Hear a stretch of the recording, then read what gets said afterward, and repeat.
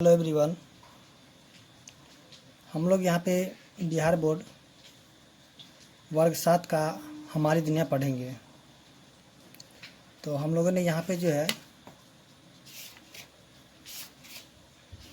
जो अध्याय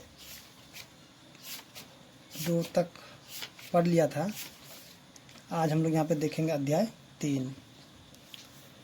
तो जैसा कि आप यहाँ पे देख रहे हैं, अध्याय 3 में हमें पढ़ना है आंतरिक बल एवं उससे बनने वाली भू आकृतियाँ। ठीक है, तो अब आंतरिक बल क्या होता है और जो उससे कौन कौन सी आकृतियाँ बनती हैं उनके प्रभाव से, उसको हम लोग यहाँ पे समझेंगे। तो देखिए, सबसे पहले हम यहाँ पे देखेंगे जो यहाँ पे दिया हुआ है, भू प्रॉपर्टी में विभिन्न आकार की छोटी एवं बड़ी किंतु कठोर संरचनाएं होती है जिन्हें प्लेट कहते हैं। और ये प्लेट हमेशा क्या होता है, गतिशील रहती है, जिनके कारण क्या होता है, द्वीपों, महाद्वीपों और महासागरों का निर्माण होता है। ठीक है, तो आप क्या कीजिए, ये जो पॉइंट यहाँ जो पॉइंट है, इस पॉइंट को क्या कीजिए, आप नोट कर लीजिएगा। ठीक है, उसके बाद जो है, जो यहाँ पे भी जो इम्पोर्टेंट जो लाइन होगा उसको हम यहाँ पे मार्क करते चलेंगे। आप भी क्या कीजिएगा, अपने बुक में मार्क करते चलिएगा। ठीक है, और उसको याद कर लीजिएगा, क्योंकि उससे बहुत सारा क्वेश्चन आंसर जो है आप दे सकते हैं। उसके बाद हम यहाँ पर देखेंगे आगे, जैसे कि यहाँ देखिए, यहाँ भूकंप की उत्पत्ति किस प्रकार से होता है।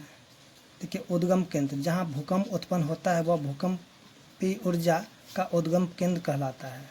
ठीक है, जैसे यहाँ पे देखिए, यहाँ दिया प्लेट सीमा, ये हो गया जहाँ पे भूकंप जहाँ होता है उसका जो सतह होता है उसको बोलते हैं अधिकेंद्र।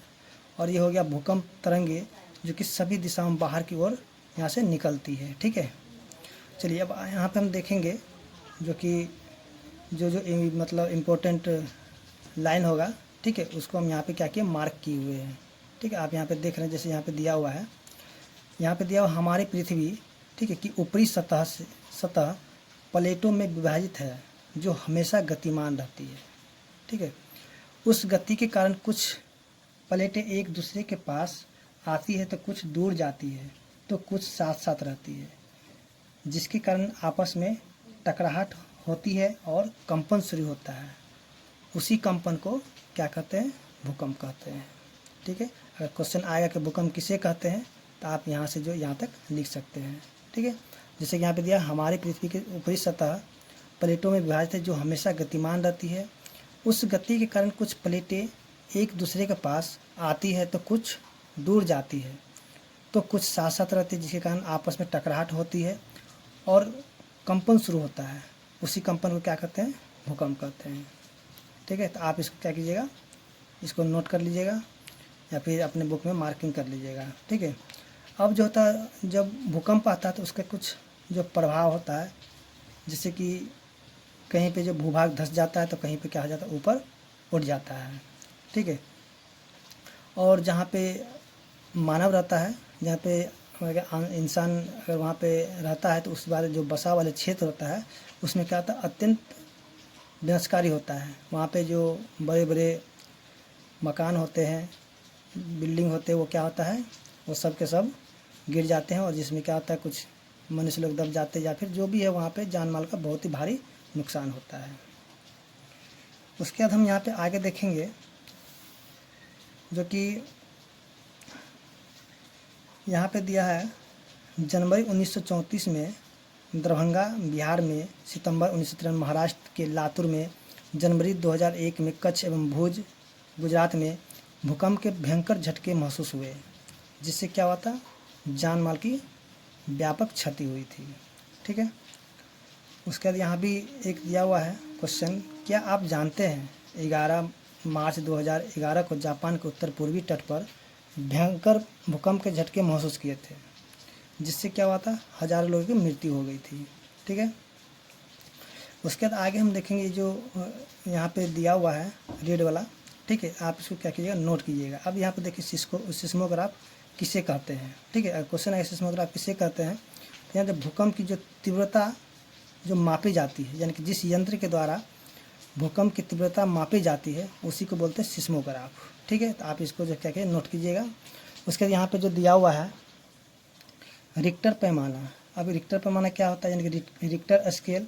तो यह जो होता है ना, जो भूकंप की तीव्रता जो मापते हैं तो उसका ये इकाई है। ठीक है, तो आप इसको भी यहाँ से इसको क्या कहें नोट कर लीजिएगा कि रिक्टर स्केल या रिक्टर पैमाना किसे कहते हैं। ठीक है ना। अब यहाँ पे हम देखेंगे जो कि यहाँ पे देखिए ये जो भारत के भूकंप क्षेत्र है, देखिए यहाँ पे जो पूरा रंगा हुआ भाग है, ठीक है, यानी पूरा ये जो रंगा हुआ भाग है ये क्या है, यानी कि भाग 5 है।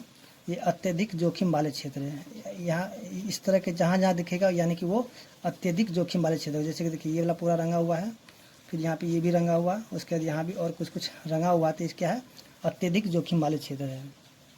उसी तरह यहाँ जो चकोर वाला जो स्थान दिखाई देगा तो यानी कि ये जो 4 यानी कि भूकंप क्षेत्र 4 है तो अधिक जोखिम वाले क्षेत्र है। ठीक, ऐसा जहाँ जहाँ दिखेगा तो क्या हो जाएगा अधिक जोखिम वाले क्षेत्र है। तो देखिए कहाँ पे है, यहाँ जो देख रहे हैं ये सब यहाँ पे है ना चकोर वाला, तो ये क्या हो जाएगा यानी कि ये सब के सब जो है अधिक जोखिम वाले क्षेत्र है।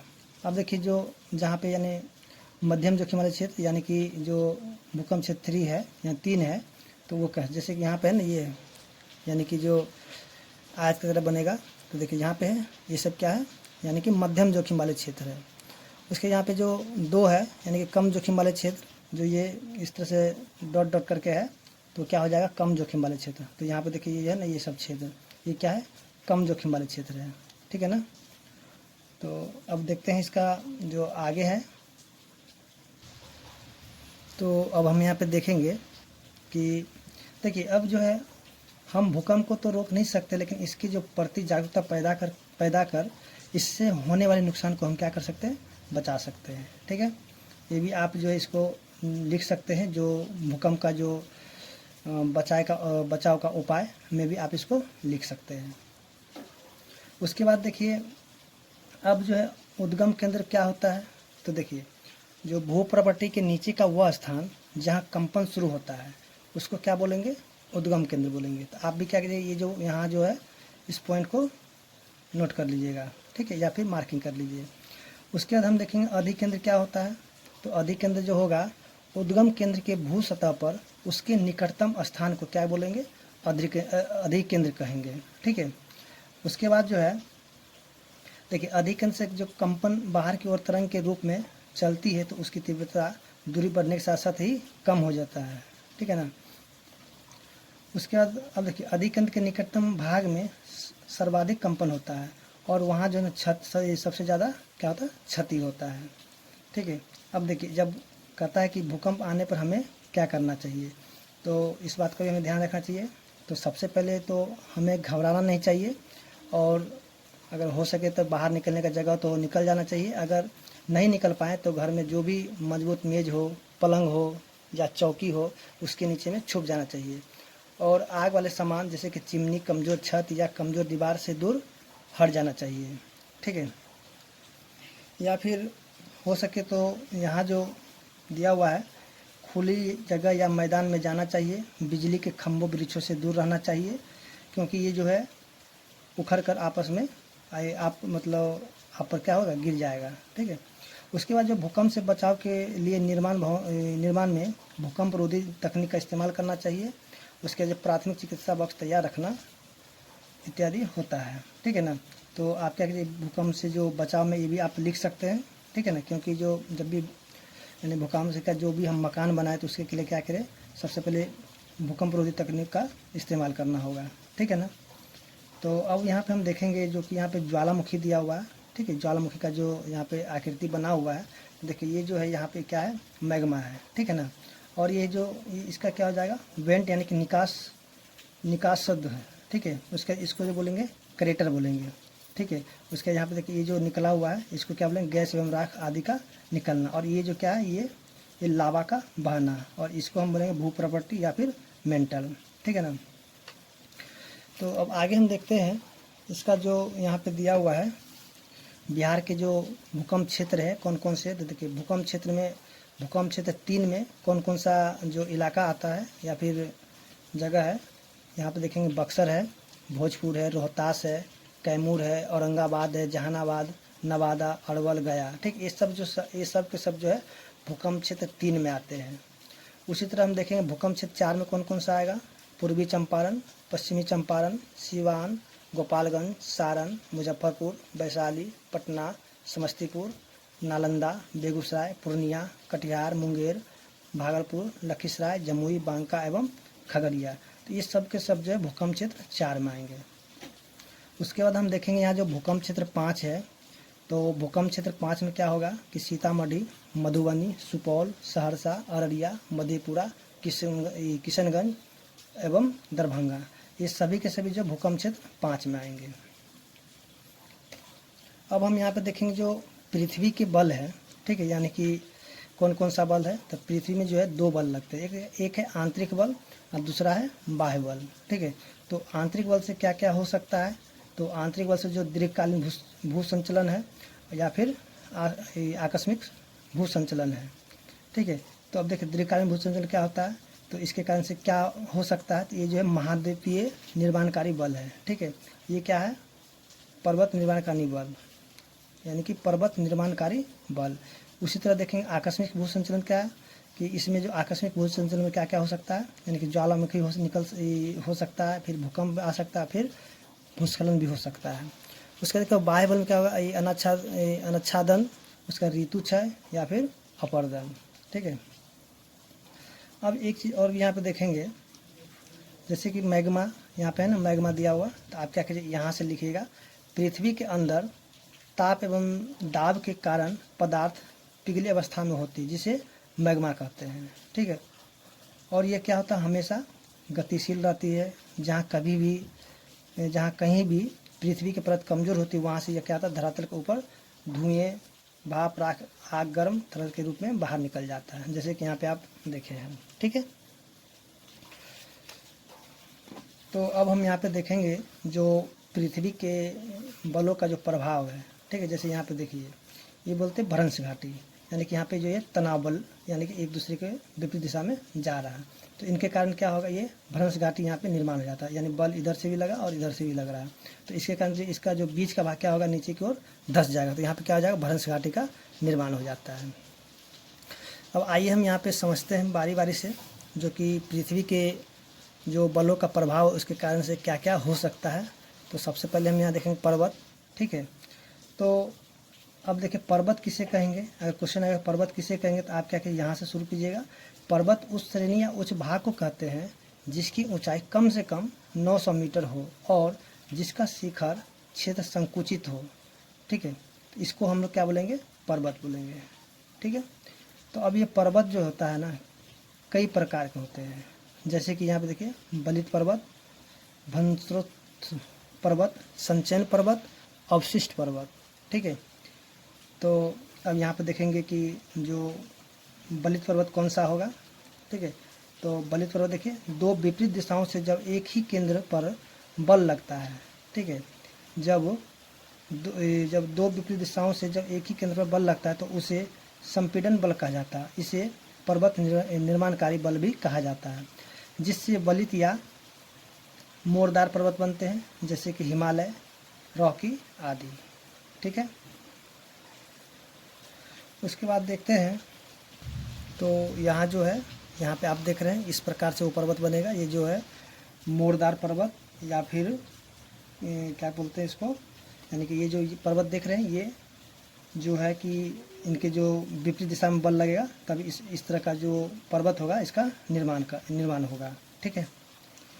अब हम देखेंगे जो भ्रंशोत पर्वत है, ठीक है, उसको कौन सा, देखिए जब भूतल के किसी क्षेत्र में समांतर भ्रंश के बाद बीच का भाग ऊपर उठ जाता है, ठीक है। जैसे यहाँ देखिए, जब ये जो यहाँ पे देख रहे हैं, तो यहाँ पे क्या होगा, यानी कि जब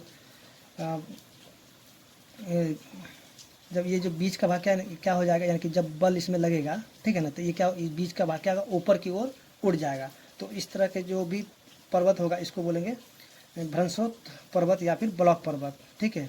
जैसे कि इसका उदाहरण में देखेंगे, जो कि यूरोप का जो ब्लैक फॉरेस्ट पर्वत है और भारत का सतपुरा पर्वत है, ठीक है। तो इसी पर्वत का क्या है, उदाहरण है। उसके बाद यहाँ पे देखेंगे संचयन पर्वत, जैसे कि देखिए ज्वालामुखी द्वारा निकले लावा, ठीक है, एवं अन्य पदार्थ ठंडा होकर जम जाते हैं।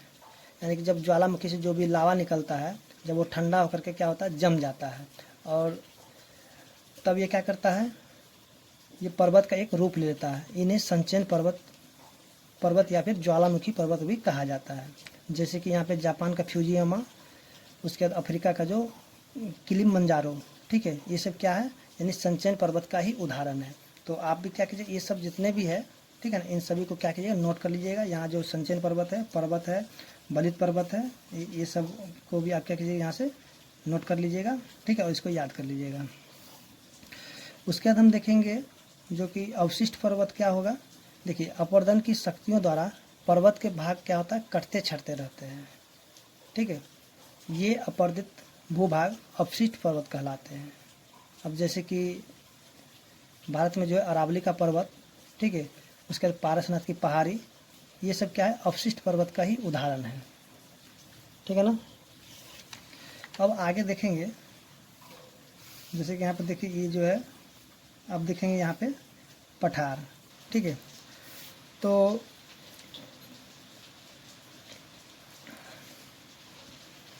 अब हम यहाँ पे देखेंगे कि पठार, ठीक है ना। तो पठार के लिए हम क्या करेंगे, देखें वैसी आकृतियाँ, यानी कि फिर लेकिन धरातल में वैसी आकृति, ठीक है, जो समुद्र तल या समीपवर्ती, ठीक है, धरातल से एकदम ऊंचा प्रतीत होता है। यह प्राय खड़ी ढाल वाला होता है। इसकी ऊपरी सतह काफ़ी विस्तृत क्षेत्र में फैली होती है। इसे ही पठार कहते हैं। अब यहाँ पे क्वेश्चन पूछेगा पठार किसे कहते हैं, तो आप जो यहाँ से इसको देख करके लिख सकते हैं, ठीक है। यानी कि जो फैली रहती है इसे ही हम क्या बोलेंगे, पठार कहेंगे। और ये जो क्या होता है, कभी कभी पठार के ऊपर छोटी छोटी पहाड़ियाँ पाई जाती है। इसके भी कई प्रकार के होते हैं। तो यहाँ पे हम देखें जो इसका जो प्रकार है, जैसे देखिए यहाँ पे दिया महाद्वीपीय पठार, शील पठार, वायु निक्षेप पठार, उसका हिम नदीय निक्षेपण पठार, लावा निर्मित पठार, अंतर पर्वतीय पठार, गिरिपद पठार। अब देखिए छोटा नागपुर का पठार एक प्रसिद्ध पठार है, ठीक है। अब जो है यहाँ पे हम देखेंगे कि मैदान, ठीक है ना, मैदान का नाम थोड़ा देख लेते हैं। अब देखिए तो यहाँ पे हम देखेंगे मैदान किसे कहते हैं, तो मैदान जो है, जैसे यहाँ पे मैदान है, ठीक है ना, तो सामान्य ढाल एवं समतल भूमि वाले क्षेत्र क्या कहलाते हैं, मैदान कहलाते हैं, ठीक है। ये आप जो मैदान का यहाँ पे लिख सकते हैं। और ये जो है ना समुद्र से ऊंचे या नीचे भी हो सकते हैं। ये प्रायः एक ही प्रकार के मिट्टी से बने होते हैं, जिनमें थोड़ा बहुत स्थानीय अंतर होता है। क्योंकि ग्लोबल वार्मिंग के चलते समुद्र तल बढ़ रहा है, जिसके कारण कुछ मैदान समुद्र तल के नीचे होते जा रहा है। यानी कि जब ग्लोबल वार्मिंग के कारण क्या हो रहा है, जो भी यहाँ हिमनद है या फिर जो भी क्या वो यानी कि गलते जा रहा है, और यहाँ पे समुद्र का जलस्तर बढ़ते जा रहा है, और जिसके कारण जो बहुत सारे जो मैदान है वो क्या हो रहा है, वो समुद्र तल के नीचे यानी कि जाते जा रहा है, ठीक है। उसके बाद जो है यहाँ पे अब हम देखेंगे, जैसे कि यहाँ पे दिया हुआ है पृथ्वी के आंतरिक बल के कारण बहुत सारे परिवर्तन होते हैं, ठीक है ना। तो यहाँ पे पूरा जो कहानी पढ़ने के बाद ये निष्कर्ष निकला है कि जो पृथ्वी है उनके आंतरिक बल के कारण क्या होता है, बहुत सारे परिवर्तन होते रहते हैं। तो इस तरह से हम देखेंगे जो कि इसका अध्याय था वो समाप्त हो चुका है। अब हम यहाँ पे जो क्वेश्चन आंसर है उसको यहाँ पे देखेंगे। सबसे पहले जो सही विकल्प है यहाँ पे दिया हुआ है, छोटा नागपुर क्या है। तो जैसा कि अभी हम देखे थे कि छोटा नागपुर एक प्रसिद्ध पठार है, ठीक है। तो यहाँ पे हम लिखेंगे एक पठार है। अब देखिए भू सतह पर भूकंप के केंद्र के ऊपर स्थित स्थान को क्या कहलाता है। तो हम जैसे पीछे देखे थे जो कि भू सतह के ऊपर जो भूकंप के केंद्र को अधिकेंद्र कहते हैं, ठीक है। तो यहाँ पे अधिकेंद्र हो जाएगा। उसी तरह हम देखेंगे आगे जो कि यहाँ पे दिया हुआ है, भारत को कितने भूकंप तीव्रता के क्षेत्रों में बांटा गया है। तो भारत को जो है 4 भूकंप तीव्रता के क्षेत्रों में बांटा गया है।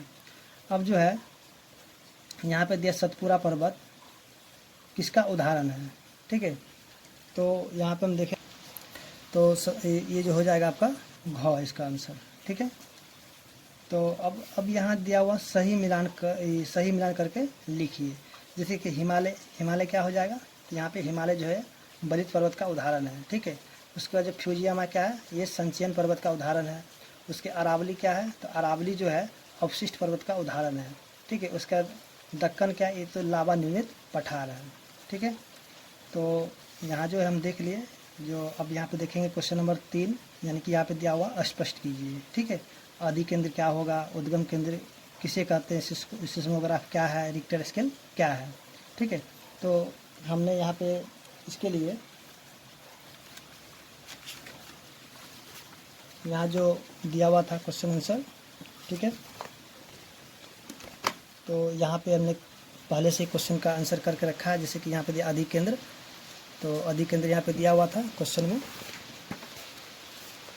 यहाँ पे दिया हुआ आदि केंद्र, उद्गम केंद्र, सिस्मोग्राफ, रिक्टर स्केल। ठीक है, तो यहाँ पे हम देखेंगे, आप भी देखिए यहाँ पे आदि केंद्र, तो उद्गम केंद्र के भू सतह पर उसके निकटतम स्थान को आदि केंद्र कहा जाता है। ठीक है, यानी कि आदि केंद्र किसे कहेंगे, तो आप इसको यहाँ से देख करके लिख लीजिएगा, या तो इसका स्क्रीनशॉट ले लीजिए। ठीक है, आप इसको लिख लीजिएगा। उसके बाद यहाँ पे देखेंगे उद्गम केंद्र, तो भू प्रॉपर्टी के नीचे का वह स्थान जहाँ कंपन शुरू होता है उद्गम केंद्र कहलाता है। ठीक है, उसके बाद देखेंगे सिस्मोग्राफ, तो यह भूकंप की तीव्रता मापने का यंत्र है। ठीक है, सिस्मोग्राफ क्या है, तो यह भूकंप की तीव्रता मापने का यंत्र है। उसके बाद हम देखेंगे रिक्टर स्केल, तो रिक्टर स्केल क्या है, तो यह भूकंप की तीव्रता मापने की इकाई है। ठीक है ना। उसी तरह हम देखेंगे क्वेश्चन नंबर जो 4 था, तो 4 में यहाँ पे दिया हुआ निम्नलिखित प्रश्नों के उत्तर दीजिए। भूकंप क्यों आते हैं, तो यहाँ पे पहले से हमने क्वेश्चन का आंसर करके रखा हुआ है। तो सबसे पहले आप क्या कीजिए, इसका स्क्रीनशॉट ले लीजिएगा। ठीक है,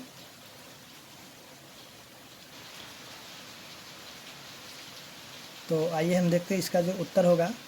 पृथ्वी के अंदर की गतिमान प्लेटों के आपस में टकराने से भूकंप आते हैं। यानी कि क्वेश्चन था भूकंप क्यों आते हैं, तो पृथ्वी के अंदर की गतिमान प्लेटों के आपस में टकराने से भूकंप आते हैं। ठीक है, उसके बाद हम देखेंगे क्वेश्चन नंबर 2, तो क्वेश्चन नंबर 2 में दिया होता है भूकंप का मानव जीवन पर क्या प्रभाव पड़ता है। तो यहाँ पे लिखेंगे भूकंप का मानव जीवन पर बहुत बुरा प्रभाव पड़ता है। जैसे कि छोटे बड़े मकान ध्वस्त हो जाते हैं, जिसके कारण क्या होता है, जान माल की भारी क्षति होती है। ठीक है, उसी तरह हम देखेंगे क्वेश्चन नंबर 3, पृथ्वी के यहाँ पे कहता है ज्वालामुखी किसे कहते हैं। तो यहाँ पे देखें पृथ्वी के अंदर से कभी कभी और कहीं कहीं तरल अग्नि की ज्वाला निकलती है, उसी को क्या बोलेंगे, ज्वालामुखी बोलेंगे। ठीक है, उसके बाद हम क्वेश्चन नंबर 4 को देखेंगे। पृथ्वी की आंतरिक, यहाँ देखिए क्वेश्चन नंबर 4, पृथ्वी की आंतरिक शक्तियों के परिणाम स्वरूप निर्मित होने वाली स्थलाकृतियाँ कौन कौन सी है, वर्णन कीजिए। ठीक है, तो यहाँ जो क्वेश्चन नंबर 4 दिया हुआ है, यहाँ जो है क्वेश्चन नंबर 4 का आंसर जो है, पृथ्वी की आंतरिक शक्तियों के परिणाम स्वरूप निर्मित होने वाली स्थलाकृतियाँ निम्न है। ठीक है, जैसे कि भूकंप है, ज्वालामुखी है, तथा विभिन्न प्रकार के पर्वतों का बनना हो गया। ठीक है ना। उसी तरह हम देखेंगे क्वेश्चन नंबर 5, जो कि यहाँ पे दिया है पर्वत के प्रकारों का उदाहरण सहित वर्णन करो। ठीक है, तो यहाँ पे हम देखेंगे क्वेश्चन नंबर 5 में यहाँ पे लिखे हुए जो पर्वत निम्नतः 4 प्रकार के होते हैं। पहला जो है बलित पर्वत, उसके भ्रंशोत पर्वत, संचयन पर्वत, उसके बाद यहाँ पे अवशिष्ट पर्वत। अब करना क्या होगा, क्योंकि यहाँ पे क्वेश्चन रहता है कि सभी का उदाहरण सहित वर्णन करने के लिए, तो इन सभी का जो है उदाहरण सहित वर्णन यहाँ पे किया हुआ है। जैसे बलित पर्वत क्या होगा, तो जैसे कभी हमने यहाँ पे पीछे पढ़ा भी था कि बलित पर्वत कैसे है। देखिए यहाँ पे दिया हुआ बलित पर्वत, ठीक है ना, उसके लिए भ्रंशोत पर्वत, उसका संचयन पर्वत, अवशिष्ट पर्वत। तो इन्हीं चारों का जो यहाँ पे लिखा हुआ है, तो आप भी देख करके इसका स्क्रीनशॉट ले लीजिए।